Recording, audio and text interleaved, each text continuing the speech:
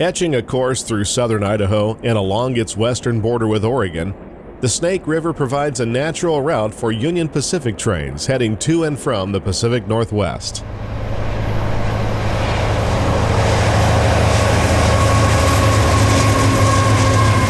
This is the route of the Oregon Short Line, and trains have been rolling through this wild and scenic country since 1884. In part one of this two-part series across Idaho, we are focusing on the western portion of the OSL from Huntington, Oregon to Nampa, Idaho, on Union Pacific's Huntington subdivision.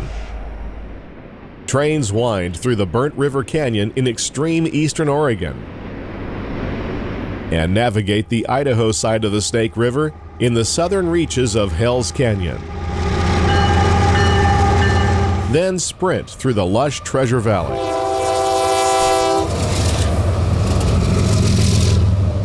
Several mixed manifest trains are seen daily.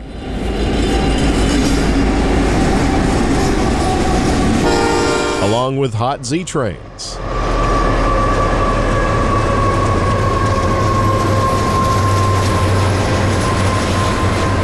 Heavy soda ash trains with 5 mid-train DPUs. Many locals work out of Nampa, and we will see them servicing customers along the way. Short lines? You bet! We will catch the Oregon Eastern Railroad working at Ontario. And the Boise Valley Railroad at Caldwell.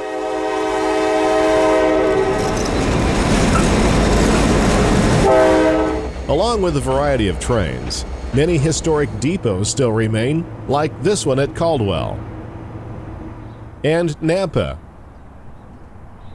and this rare relic from the Streamliner era at Nyssa.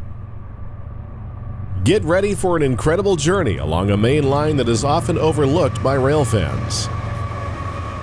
Join us for Union Pacific's Idaho Main Line Part 1, the Huntington Sub.